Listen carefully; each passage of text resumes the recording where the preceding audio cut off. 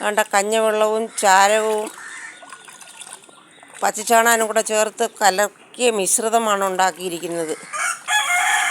നല്ലൊരു വളമാണ്.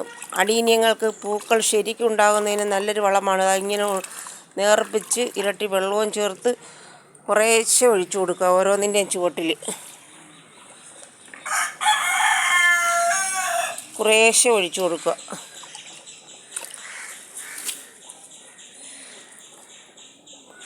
വേണ്ട ഓർക്കിഡിനും ഒഴിക്കാം.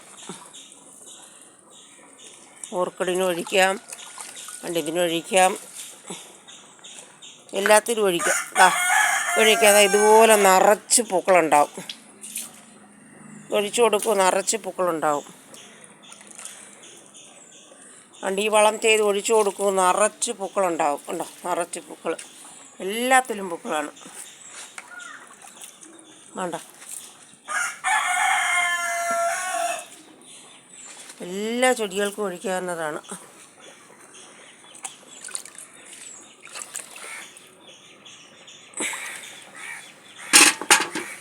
കുറേ മുക്കിയെടുത്ത് നമുക്ക് മുകളിലിരിക്കുന്ന ചെടിക്ക് ഒഴിക്കാം.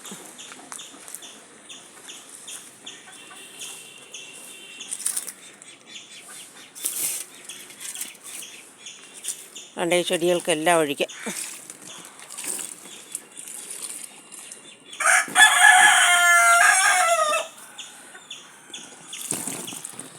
കഞ്ഞിവെള്ളവും ചാരവും ചാണകവും കൂടെ കലക്കി നേർപ്പിച്ച് ഒഴിക്കുക.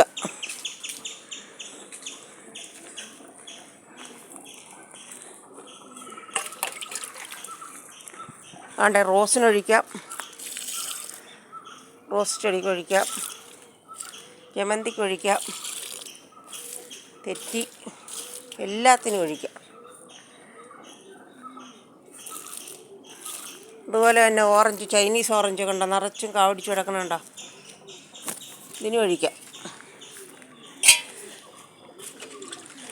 നിങ്ങളും ഇങ്ങനെ ഒന്ന് വളം ചേർത്ത് നോക്കും. ഇപ്പം മഴ പെയ്യുന്ന സമയമാവാൻ പോകുന്നു.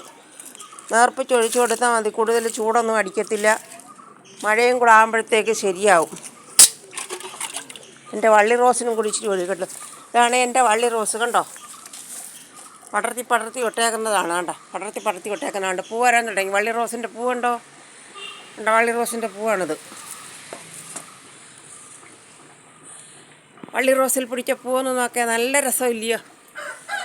ആണ്ടേ വള്ളി റോസിൻ്റെ പൂവാണിത്. നല്ല നിറവും രസമുണ്ട്. ചെറിയ പൂവാണ്, പക്ഷേ കുറേ ദിവസം നിൽക്കും. വള്ളി പോലെ തോന്നും. ഓരോ വള്ളിയിൽ മൊട്ടുകൾ വന്നിട്ടുണ്ട്. ആണ്ട ഒരു മൊട്ടുകൾ ചെറിയ മൊട്ടുകളാണ്.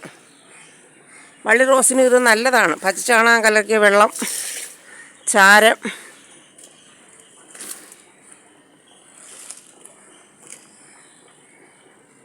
വള്ളി റോസ്. ഇവിടെ വള്ളി റോസ് പടർന്നിട്ട് കണ്ടാണ്ട നല്ല വള്ളിയാണ്. പിടിച്ച് നമുക്ക് കെട്ടിക്കൊടുക്കാം. നിങ്ങളും ഇങ്ങനൊന്ന് ചെയ്ത് നോക്കി വളങ്ങൾ. ശരി.